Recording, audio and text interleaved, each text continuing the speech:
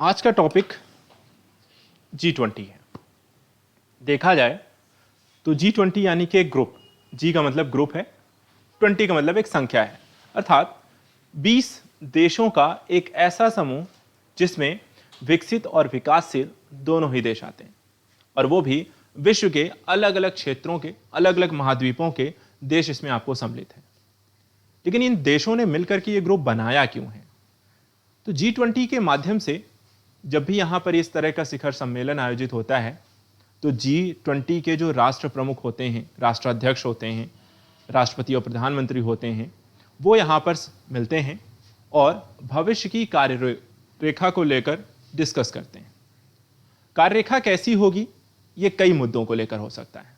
इसमें जलवायु संबंधी मुद्दे भी हो सकते हैं, इसमें आर्थिक स्थिति भी हो सकती है, इसमें द्विपक्षीय संबंध भी हो सकते हैं, विश्व में कहीं भी चल रही किसी भी प्रकार की आपदा हो सकती है, युद्धकारक स्थितियां हो सकती हैं, या फिर यहाँ पे भविष्योन्मुख लेकर के साइंस एंड टेक का यूज कैसे करना है, इंफ्रास्ट्रक्चर डेवलपमेंट हो गया, इकोनॉमिकल यहाँ पर देखा जाए तो विकसित देशों से विकासशील देशों को किस तरीके की सहायता, अनुदान, इस तरह की शर्तें हो गई, व्यापार संबंधी यहाँ पे क्रियाविधियां हो गई। ऐसे सभी प्रकार के एस्पेक्ट, अर्थात कहने का मतलब लगभग हर तरीके के मुद्दे आपको G20 के शिखर सम्मेलन में चर्चा किए जाते हैं। अब देखा जाए तो इस बार का जो G20 रहा, क्यों बहुत इंपॉर्टेंट रहा? देखा जाए तो इस G20 का सबसे पहले जो ज़्यादा हाईलाइटेड पॉइंट अगर हम इसमें देखें तो प्रधानमंत्री अर्थात भारत की बढ़ती हुई यहाँ पर एक वैश्विक स्तर पर, वैश्विक पटल पर जिस तरीके से प्रधानमंत्री मोदी की यहाँ पर जो विदेश नीति रही है, उसका प्रभाव आपको देखने को मिला। क्योंकि कहीं ना कहीं G20 का ये सम्मेलन लगभग असफल था एट द लास्ट मोमेंट तक, और लेकिन उसको सफल बनाने में यहाँ पर भारत की एक बहुत बड़ी भूमिका रही, जिसने विश्व के दो अलग अलग ग्रुप, अर्थात एक तरफ विकसित देश और दूसरी तरफ विकासशील देश, इन दोनों ही देशों के मध्य एक समायोजन, एक कह सकते हैं स्थापित करने में जो सफलता एट द लास्ट वहाँ पे लाई, और कुछ मुद्दों को लेकर सहमति बनी, और फाइनली यहाँ पर एक घोषणा पत्र की जो यहाँ पे बात की जाती है, जो सफलता के आकलन यहाँ पर होते हैं, उसको यहाँ पर काफ़ी हद तक उन्होंने सफल बनाने में महत्वपूर्ण भूमिका रही। तो इसको देखना ज़रूरी है कि G20 में हुआ क्या है, प्लस थोड़ा सा ये भी जानेंगे कि G20 ग्रुप होता क्या है, इसमें कौन कौन से देश इत्यादि आते हैं। तो हम यहाँ पर सबसे पहले देखते हैं कि डिस्कशन का जो विषय है, तो एक तो एस्पेक्ट ये ध्यान रखिएगा कि G20 का ये 17वां वार्षिक शिखर सम्मेलन है। देखिए एक चीज़ और आता है, यहाँ पे एक जो वर्ड आता है, थोड़ा टर्मिनोलॉजी भी यहाँ पर देखते चलिए। आगे चल के मैं आपको एक वीडियो बनाना शुरू करूँगा जिसमें हम इस तरीके के कॉन्सेप्ट और टर्मिनोलॉजी को समझेंगे। कई सारे शब्द ऐसे आते हैं जो कि इकोनॉमी का हो गया, इन्वायरमेंट के हो गए, साइंस के हो गए, या IR के हो गया, कहीं भी हो गए, शब्द होते हैं उनका मतलब नहीं पता होता है, और हर एक सब्जेक्ट में इस तरीके के शब्द आते हैं जिनका आपको मतलब पता होना चाहिए। जैसे इसमें वार्षिक, इसमें आता है शिखर सम्मेलन, ठीक है। सम्मेलन आपको कई तरीके के होंगे, लेकिन वार्षिक जो शिखर सम्मेलन का मतलब होता है वो हमेशा यहाँ पर किसी भी दो देशों के या दो से अधिक देशों के मध्य बहुपक्षीय स्तर पर या समूह के स्तर पर जब भी राष्ट्राध्यक्षों का सम्मेलन होगा, उसे हम हमेशा यहाँ पर क्या बोलेंगे, शिखर सम्मेलन। कई बार वार्षिक स्तर पर मंत्री स्तरीय सम्मेलन होंगे, विदेश मंत्री स्तरीय सम्मेलन होंगे, और अन्य कई आपको वार्षिक सम्मेलन होंगे, लेकिन शिखर सम्मेलन का मतलब होता है, शिखर मतलब सबसे ऊपर के लोगों के मध्य के बीच होने वाले सम्मेलन। तो ये कैसा सम्मेलन था G20 का, आपको ये 17वां वार्षिक शिखर सम्मेलन। दूसरे इस तरह के क्वेश्चन जब भी होंगे तो आपको पूछा क्या जाएगा करंट में कि हुआ कहां था, किस देश में इसका आयोजन हुआ था, यह हमेशा ध्यान रखिएगा। अध्यक्षता किस देश के द्वारा की गई, तो इसमें देखिए आयोजन जो हुआ था वो इंडोनेशिया में, यहां पर इनकी अध्यक्षता में बाली में हुआ था, और हमेशा थीम पूछी जाती है, इस बार की थी रिकवर टुगेदर रिकवर स्ट्रॉन्गर। ये 3 से 4 क्वेश्चन आपको हमेशा बनते हैं। शिखर सम्मेलन कौन सा था, अध्यक्षता किसकी थी, आयोजन कहां हुआ, और थीम क्या थी। मल्टीपल चॉइस क्वेश्चन भी बनते हैं जो वन लाइनर आपको इसी 4 को एक एक करके वो पूछ लेंगे, इनमें से कुछ वो गलत कर देंगे, या तो अध्यक्षता चेंज कर देंगे, या स्थान चेंज कर देंगे, या नंबर चेंज कर देंगे, या थीम अलग दे देंगे, और उनमें से कह देंगे इनमें से कौन सा गलत है, पहचानिए। तो इनके हमेशा जब भी कोई भी शिखर सम्मेलन होता है, कभी भी आपको इस तरीके के ग्रुप्स के, तो बस आपको ये 4 पॉइंट हमेशा करंट में पढ़ने, बाकी सब वहां पर उतना पढ़ने लायक नहीं है, और हमेशा मोस्ट क्वेश्चन आपको बस इतने में से ही आता है। ठीक है, बाकी है क्या क्या वो भी देख लेते हैं। परिणाम क्या हुआ? हाँ, जकार्ता यहां पर हम कहते हैं, ठीक है, मूल रूप से बाली एक क्षेत्र है जहां पे, क्योंकि इंपॉर्टेंट यहां पर क्यों रहा है, मैंग्रोव क्षेत्रों के बारे में कुछ दिन पहले डिस्कस कर रहे थे। इंडोनेशिया का जो बाली क्षेत्र है वो आपको मैंग्रोव के लिहाज से काफी संपन्न रहा है। अभी देखें तो भूकंप भी आया है इंडोनेशिया में, अभी न्यूज आपने देखी होगी, तो बहुत ज्यादा यहाँ पे लोग प्रभावित हुए हैं, ठीक है। लेकिन वहां पे सांस्कृतिक तौर पे बाली उनका जो क्षेत्र है वो बहुत इंपॉर्टेंट है इंडोनेशिया के लिए, इस बार इसलिए उन्होंने यहाँ पे इसको आयोजित किया था। अगला जो सम्मेलन होगा वो भी देख लीजिए, G20 का अध्यक्षता प्रभार, और अगला जो सम्मेलन है 18वां शिखर सम्मेलन 2023 में, वो भारत में आयोजित किया जाएगा। परिणाम देखें तो रूसी आक्रामकता की यहां पर निंदा की गई है। एक बार फिर से आजकल अगर हर एक सम्मेलन में एक जो कॉमन पॉइंट अगर आपको देखने को मिलेगा वो रशिया और यूक्रेन का मुद्दा है। उसको लेकर लगातार वैश्विक देशों के द्वारा रशिया पर एक तरीके का दबाव बनाने की कोशिश की गई है, और यह शिखर सम्मेलन इस तरीके में, क्योंकि सभी देशों के राष्ट्राध्यक्ष एक साथ एक मंच पर किसी देश को टारगेट करके कुछ भी बोलते हैं तो उसका बहुत बड़ा एक वैश्विक प्रभाव यहां पर पड़ता है। और यहां पर अगर देखा जाए तो रूसी आक्रामकता की यहां पर निंदा की गई है। सदस्य देशों ने यूक्रेन में रूस की आक्रामकता की कड़े शब्दों में निंदा करते हुए घोषणा को यहां पे अपनाया है, और इसे बिना शर्त वापस लेने की यहां पर मांग की गई है। यह भी स्वीकार किया गया है कि यूक्रेन में युद्ध की निंदा के साथ साथ कुछ यहां पे प्रतिबंधों को लगाने के पर भी विचार किए जा रहे हैं, जो रशिया पर आपको और भी ज्यादा यहां पे लगाएंगे। प्रतिबंध देखा जाए तो आर्थिक तौर पे मोस्टली आपको लगाया जाता है, उसके बाद यहां पर सैन्य इत्यादि के आधार पर व्यापारिक स्थितियों को लेकर, और कई अन्य प्रकार के अन्य देशों के यहां पर फिर आपको प्रतिबंध धीरे धीरे आपको बढ़ाते हुए चले जाए जाते हैं। वैश्विक अर्थव्यवस्था पर थोड़ा सा फोकस यहां पर दिया गया, जिसमें कहा गया है G20 अर्थव्यवस्था ने अपनी घोषणा में ब्याज दरों में वृद्धि को सावधानी पूर्वक गति देने पर यहां पर सहमत हुई है, क्योंकि कई सारे देशों ने, चाहे वो ब्रिटेन हो, चाहे आपका देखा जाए तो अमेरिका हो, इंडिया हो, और विश्व के कई अन्य देशों ने ब्याज दरें लगातार आपको बढ़ाई जा रही हैं, और आशंका यहां पर लगातार इसी को लेकर की गई है कि इससे लोन जो होगा वो महंगा होगा, और लोन महंगा होगा तो इसके कारण जो होती है इन्वेस्टमेंट में कमी आएगी, और इन्वेस्टमेंट की कमी आएगी तो यहां पर बड़े स्तर पे आपको वर्तमान समय में छटनी देखने को मिल रही है, जो विश्व की बड़ी बड़ी कंपनियों के माध्यम से हजारों की संख्या में की जा रही है। तो वैश्विक अर्थव्यवस्था मंदी की ओर जा रही है। इसमें अमेरिका, ब्रिटेन जैसी इकोनॉमी जो है वो ऑलरेडी यहां पे जाना शुरू हो चुकी हैं। तो ये एक बड़ा एक क्वेश्चन मार्क है कि ऐसी स्थिति में हमें क्या करना होगा। तो इसमें एक जरूर देखिए, यहां पे इसको हाईलाइटेड किया गया है कि ब्याज दरों में वृद्धि को यहां पे सावधानी पूर्वक यहां पे गति देने की बात, अर्थात उसको ध्यान से यहां पर लेकर चलना है। मुद्रा के मामले में बढ़ी हुई अस्थिरता को लेकर भी इसमें चेतावनी दी गई है। जो डॉलर के मुकाबले हम रुपए को देख रहे हैं, जो लगातार एक गिरावट की स्थिति आपको देखने को मिली है, और भारतीय मार्केट से बहुत सारा इन्वेस्टमेंट जो है बाहर गया इसके कारण, क्योंकि रुपया लगातार कमजोर हुआ है वैश्विक मार्केट में। तो वहां पर इसके लिए भी यहां पे देखिए समस्याएं हुई हैं, और कहीं ना कहीं बढ़ी हुई अस्थिरता को कंट्रोल करना बहुत जरूरी हो गया है। कोविड-19 के महामारी को ठीक करने पर भी इसमें ध्यान दिया गया है। तो देखा जाए तो इकोनॉमिकल पर्सपेक्टिव से यहां पर फोकस रहा है G20 में। इसके अलावा खाद्य सुरक्षा के विषय पर भी यहां पर चर्चा की गई है G20 में, जिसमें नेताओं ने खाद्य सुरक्षा चुनौतियों से निपटने के लिए समन्वित कार्यवाही का वादा किया है, और ब्लैक सी ग्रेन पहल की यहां पे सराहना की है, जिसके माध्यम से लोगों को यहां पर बड़े स्तर पे उत्पादन को बढ़ा करके उसकी आपूर्ति को कैसे यहां पे सुनिश्चित करना है, उसमें ब्लैक सी जो ग्रेन का एक कॉन्सेप्ट लेकर आए हैं उसको यहां पर डिस्कस किया जा रहा है। ठीक है, तो ये क्या है, इसको लेकर एक डिस्कस करेंगे एक वीडियो में। जलवायु परिवर्तन देखा जाए तो ये हमेशा से हाईलाइटेड रहा है पिछले कई सालों से, और यहां पर भी इसको चर्चा का विषय बनाया गया है, जिसमें कहा गया है कि G20 नेताओं ने वैश्विक तापमान वृद्धि को 5 डिग्री सेल्सियस तक सीमित करने के प्रयासों को आगे बढ़ाने पर सहमति यहां पर व्यक्त की है, और यह पुष्टि करते हुए जलवायु परिवर्तन पर 2015 के पेरिस समझौते के तापमान के लक्ष्य के साथ यहां पर खड़े हुए हैं, जिसमें 2 डिग्री सेल्सियस के नीचे भी यहां पर इसको किस तरीके से परिवर्तित करना है, कंट्रोल करना है, उस पर बात की गई है। इस बार फिर से मैंने कहा था कि इसमें डिजिटल चीजों पर भी यहां पर इस तरह के कॉन्सेप्ट जब भी आते हैं तो डिजिटल इकोनॉमी को कैसे लेकर चलना है, उसको इंफ्रा को कैसे शामिल करना है, ये हमेशा एक बड़ा पहलू रहा है। और इस बार भी इसमें नेताओं ने सतत विकास लक्ष्यों तक पहुंचने में डिजिटल परिवर्तन को यहां पर महत्वपूर्ण माना है। महिलाओं, लड़कियों और कमजोर स्थितियों में रह रहे लोगों के लिए डिजिटल परिवर्तन के सकारात्मक प्रभावों को दोहन करने हेतु डिजिटल कौशल और डिजिटल साक्षरता की ओर अधिक विकसित करने हेतु अंतर्राष्ट्रीय सहयोग को प्रोत्साहन दिया है। देखा जाए तो कौशल और साक्षरता जैसे जो पहलू हैं ये आपको देखा जाए तो लोगों के स्किल कैसे बनाया जाए, ज़्यादा से ज़्यादा उन्हें नई चीज़ों को सिखा करके। यहाँ पे डिजिटल कौशल का मतलब है लोगों को डिजिटल जो इक्विपमेंट्स हैं उनको चलाना सिखाना, ठीक है। डिजिटल साक्षरता के तहत वहाँ पर डिजिटल जो भी इक्विपमेंट है उसके भाषा शैली, यूजेस और अन्य तरीके से बचाव इत्यादि के बारे में उनको यहाँ पर समझाना है, ठीक है। तो यहाँ पर डिजिटल कौशल और डिजिटल साक्षरता को यहाँ पर आगे बढ़ाया जाएगा और जो मेन फोकस एरियाज हैं वहाँ पर देखे जाएं तो महिलाएं, लड़कियां और कमजोर स्थितियों में रह रहे वर्गों पर यहाँ पर ज़्यादा फोकस रहेगा। और इसके लिए यहाँ पे अंतर्राष्ट्रीय सहयोग अर्थात वैश्विक स्तर पे विकासशील और विकसित देश साथ में मिलकर के इसमें काम करेंगे।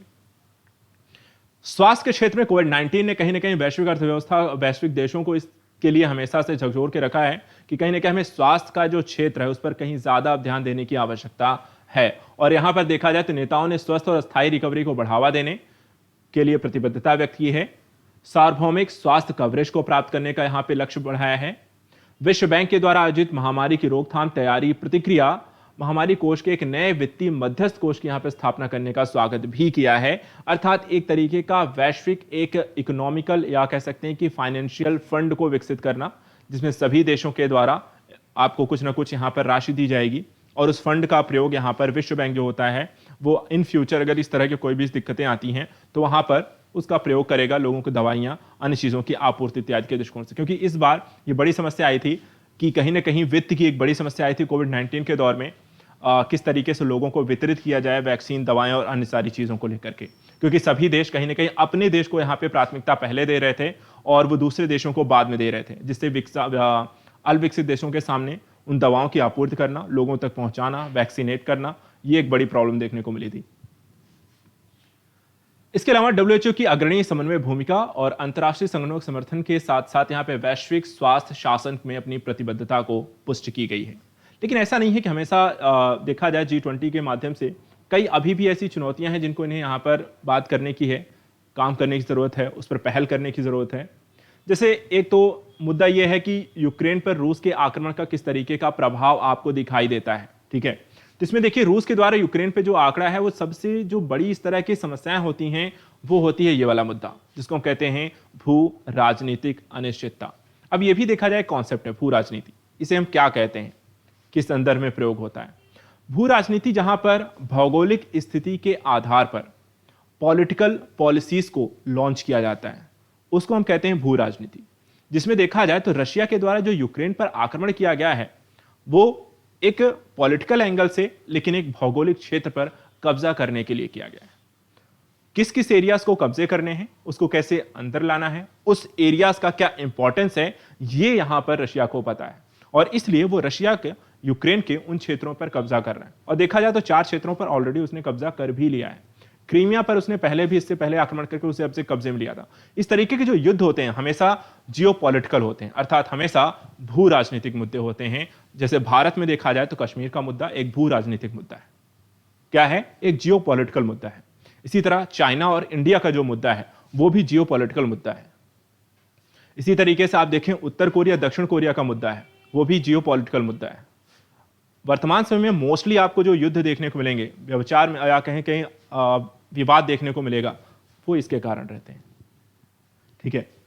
इसके अलावा देखे जाए तो वैश्विक मुद्रास्फीति की जो समस्या है, पश्चिम द्वारा लगाए गए प्रतिबंध और भी खराब एक स्थिति की ओर लेकर आए हैं। ऐतिहासिक मुद्रास्फीति के उच्च स्तर तक पहुंचने के कारण क्रय शक्ति कम कर दिया गया है और आर्थिक विकास को धीमा किया गया है।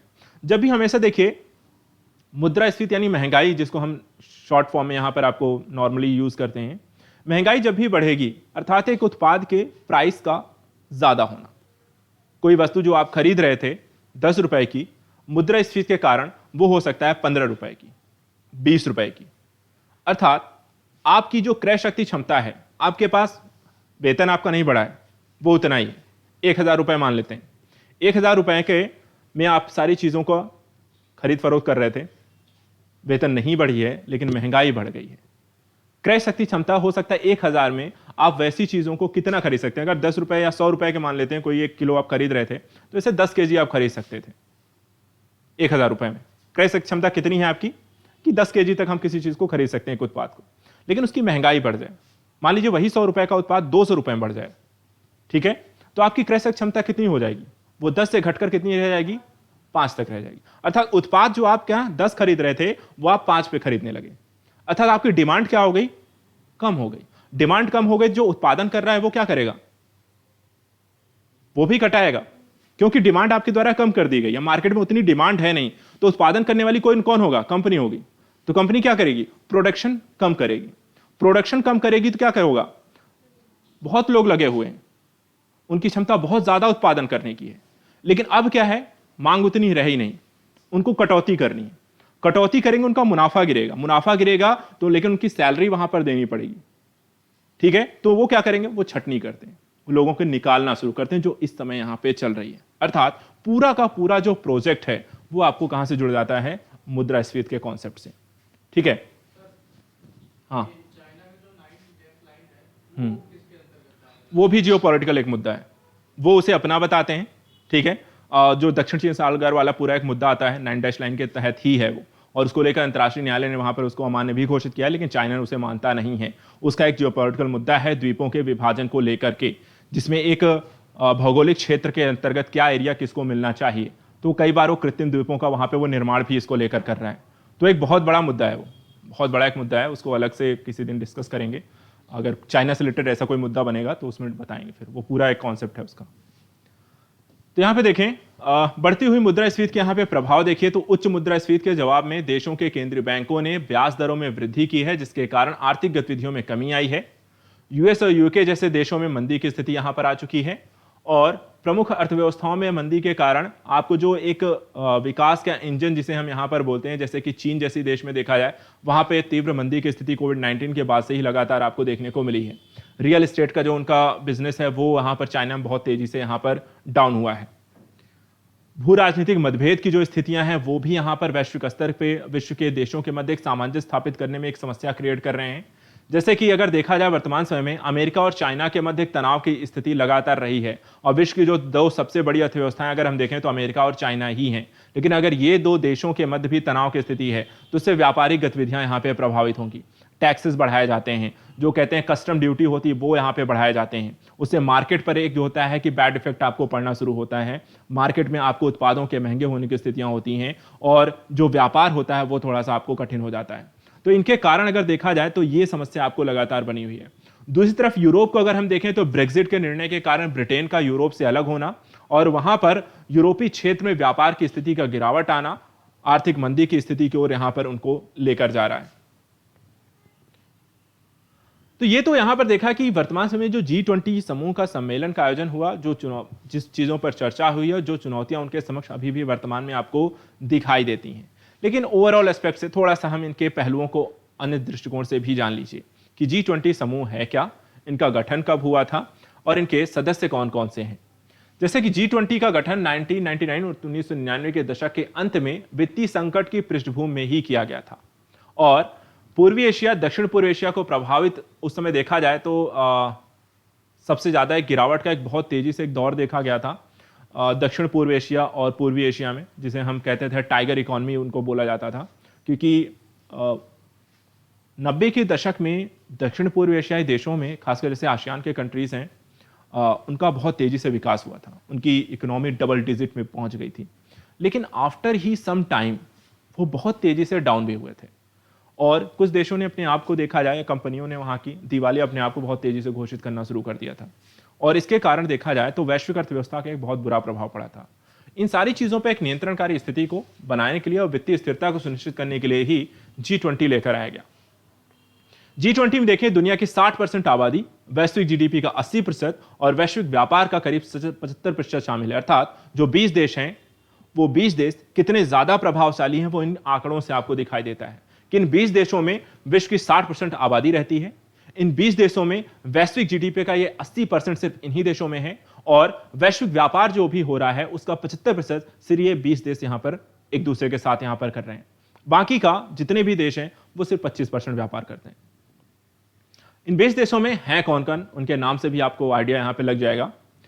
अर्जेंटीना, ऑस्ट्रेलिया, ब्राजील, कनाडा, चीन, यूरोपीय union, France, Germany, Bharat, Indonesia, Italy, Japan, Mexico, रूस, सऊदी अरब, दक्षिण अफ्रीका, कोरिया गणराज्य, टर्की, यूनाइटेड किंगडम और संयुक्त राज्य अमेरिका। ये 20 देश हैं जो कि ये सभी आंकड़ों का यहाँ पे प्रतिनिधित्व आपको करते हुए दिखाई देते हैं। फ्यूचरिस्टिक दृष्टिकोण से अगर हम देखें कि आगे क्या हो सकता है इनके बारे में, तो G20 देशों का देखिए पहला जो काम है वो महंगाई को नियंत्रित करना, अर्थात मुद्रास्फीति को। अन्यथा की स्थिति में जो वित्तीय संकट की स्थिति उत्पन्न होगी, जो मंदी का दौर आएगा, जो लोगों की जॉब जाएगी, उससे निकलने में कई साल लग सकते हैं। और वर्तमान की जो स्थिति है, ये देखा जाए तो वैसे ही आपकी कोविड-19 के इम्पैक्ट से भी निकले भी नहीं है। और अगर मंदी आ जाती है तो हम एज ए वैश्विक अर्थव्यवस्था भी देखा जाए तो आपको बहुत पीछे चले जाएंगे। यूरोपीय यूनियन में फ्रांस आते हैं। यूरोपियन यूनियन एक संघ के तौर पे आपको सिर्फ इसमें नहीं, कई सारे देशों में आपको देखने, मतलब कई सारे ग्रुप में देखने को मिलेगा एक संघ के तौर पे। उसमें देखा जाए तो आपको फ्रांस भी होगा, जर्मनी भी होगा, लेकिन फिर भी यूरोपीय यूनियन आपको आता है उसमें, क्योंकि एक संघ के तौर पर वो एक बहुत बड़ी अर्थशक्ति है और इस कारण से वो हर एक चीज में पार्टिसिपेट करते हैं। हाँ, यूरोपीय यूनियन जब भी शामिल होगा तो इसका मतलब है वो सभी के लिए बात कर रहे हैं, जितने भी कंट्री उसके अंतर्गत आते हैं। वो अलग से भी द्विपक्षीय स्तर पे वो अपना मुद्दा संभाल सकते हैं और यूरोपीय संघ यहाँ पे सामूहिक तौर पर। वो यूरोपीय यूनियन का एक कॉन्सेप्ट आता है जिसमें, क्योंकि यूरोपीय यूनियन में आपको हर एक देशों की एक कॉमन यहाँ पर एक संसद है, यूरोपीय यूनियन में कॉमन उनका बैंक है, कॉमन उनकी यहाँ पे कार्यप्रणाली है, आर्थिक व्यवस्था है और यहाँ तक कि मुद्रा भी है। हर चीज यहाँ पे कॉमन है, जो कि सभी देशों में जितने भी यूरोपीय संघ के अंतर्गत आते हैं यूनियन में, उन पर सब पे लागू होता है। लेकिन इसके बावजूद कई सारे देश अपने अलग से भी संबंधों को रखते हैं, चाहे वो जर्मनी हो, फ्रांस हो, ब्रिटेन अलग हो गया, नहीं तो वो भी यहां पर देखे तो अपने द्विपक्षीय संबंधों पे बात करता था, लेकिन जैसे कि आर्थिक व्यापार इत्यादि को लेकर के होता था। वहां पर देखा जाए तो यूरोपीय संघ से आपको, अगर आपको मार्केट में इंटर करनी है तो आपको यूरोपीय यूनियन के साथ मुद्दा देखना पड़ता था। ऐसा नहीं था कि आप जर्मनी के साथ, फ्रांस के साथ आप अलग से बैठ के डिस्कस कर लेंगे। हाँ, लेकिन जैसे रक्षा सौदे हैं, तकनीकी है, कृषि है, इन मुद्दों पर आपको साझाकरण है, कोई संबंध स्थापित करने, तो वहां पे दो देश हैं वो आपस में द्विपक्षीय स्तर पर भी संबंध बना सकते हैं, समझौते इत्यादि आपको कर सकते हैं। इसके अलावा देखा जाए तो साथ ही सरकारों कर्ज के स्तर को अनिवार्य रूप से बढ़ाए बिना कमजोर लोगों की मदद करने के लिए भी यहां पर आपको देखना होगा, क्योंकि सबसे जो ज्यादा प्रभावित होंगे वही लोग होंगे जो गरीब हैं। नए नए आपको अभी देखा जाए तो व्यापार में इंटर जिन्होंने किया है, अगर मंदी की स्थिति आएगी तो सबसे ज्यादा प्रभाव उन्हीं पर यहां पर आपको दिखाई देगा। लोगों की क्रय शक्ति क्षमता गिरेगी तो खरीदना अगर बंद करेंगे तो सबसे ज्यादा प्रभाव बड़े बिजनेसमैन पे उतना नहीं आएगा जितना छोटे बिजनेसमैन पर आपको ज्यादा इफेक्ट उसका देखने को मिलेगा। इसके अलावा देखा जाए तो एक मजबूत, टिकाऊ, संतुलित, समावेशी रिकवरी के लिए G20 के द्वारा संयुक्त कार्यवाही की आवश्यकता है और साथ ही साथ यूक्रेन में शांति की स्थापना करना और आने वाले समय में विखंडन को रोकने में मदद करने की आवश्यकता है। व्यापार को लेकर देखा जाए तो अधिक खुले, स्थिर, पारदर्शी, नियम आधारित व्यापार को बढ़ावा देना और वस्तु की वैश्विक कमी को दूर करने का प्रयास करना। इसके अतिरिक्त वैश्विक मूल्य श्रृंखलाओं के लचीलेपन को मजबूत करने से भविष्य के झटकों से आप यहां पर काफी हद तक बच सकते हैं। तो एक बड़ा जो एस्पेक्ट अगर हम देखें तो इकोनॉमिकल पर्सपेक्टिव यहां पर काफी ज्यादा फोकस रहा है G20 के मुद्दे पर और आगे भी रहेगा, क्योंकि व्यापारिक स्थितियों पर सामंजस्य स्थापित करना ही मूल उद्देश्य हमेशा से रहा है। इसके अलावा वैश्विक घटनाक्रमों में जो भी चीजें चल रही होती हैं वो भी यहाँ पर ये आधार बनाकर उस पर भी ये डिस्कस करते हुए आपको मिलेंगे। तो ये रहा G20 के बारे में। इसमें कई सारे पहलू हैं, छोटे छोटे एस्पेक्ट हैं और पूरा का पूरा एक चैप्टर भी उन टॉपिक्स पे बेसिकली बन जाता है पढ़ने के दृष्टिकोण से, लेकिन वहाँ पर उसे बस समझ लेना। ठीक है, तो ये आपका करंट का टॉपिक है G20 के बारे में। बाकी नेक्स्ट डे कुछ और टॉपिक लेकर डिस्कस करते हैं।